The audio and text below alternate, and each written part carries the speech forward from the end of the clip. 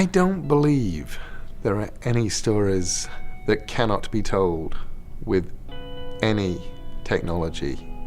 I think the finest technology for storytelling is probably the oldest and the original one, which is sitting people down round a campfire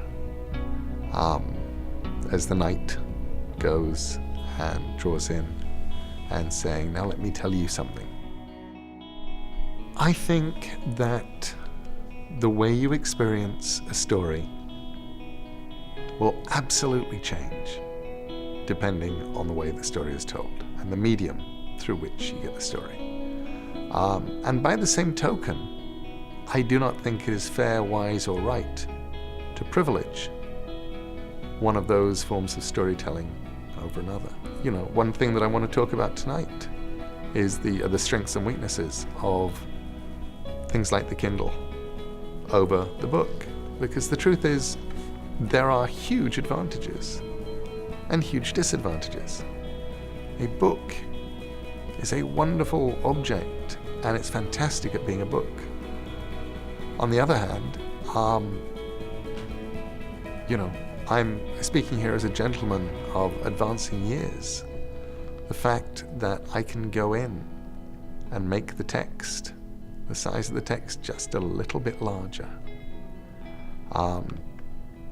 is a wonderful thing. If I could take any book and just make the text a comfortable reading size by magic, I would be happy. That I can do that on a Kindle is a wonderful thing. You know, I tend to think that a Kindle experience is inferior to any good book, but I also think it's superior to any library in that it's portable. When I was writing American Gods, I actually wound up having to buy a car in order to drive all of my research materials, all of the stuff that I had with me, to Florida where I was going to be writing.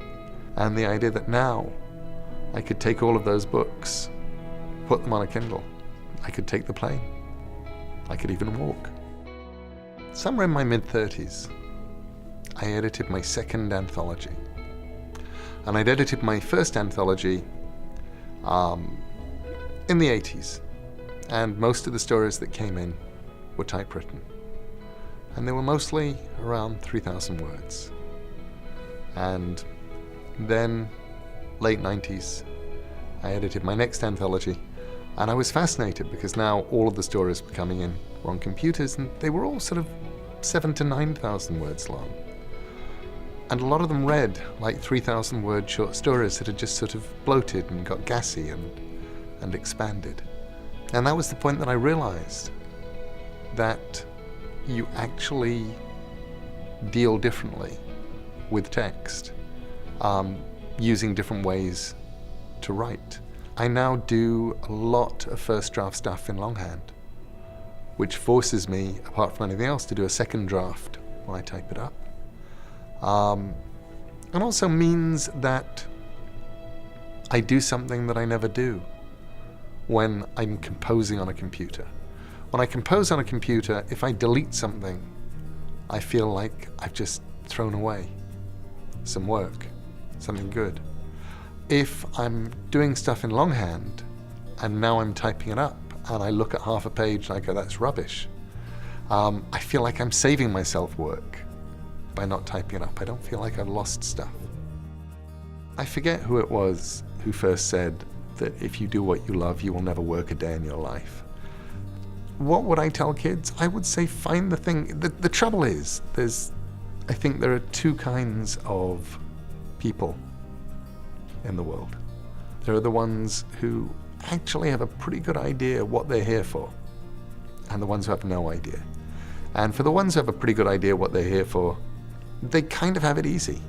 You can say, yeah, they know they're musicians.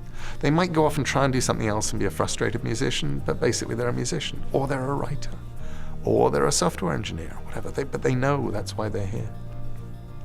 The harder ones are the ones who are generalists, who don't actually have a driving passion. And for them, I would say try everything. Get out there, find things, get involved. and live glorious, productive lives anyway, even if you never find that one magical, fantastic thing that makes you go, yes, this is what I was put on this earth to do.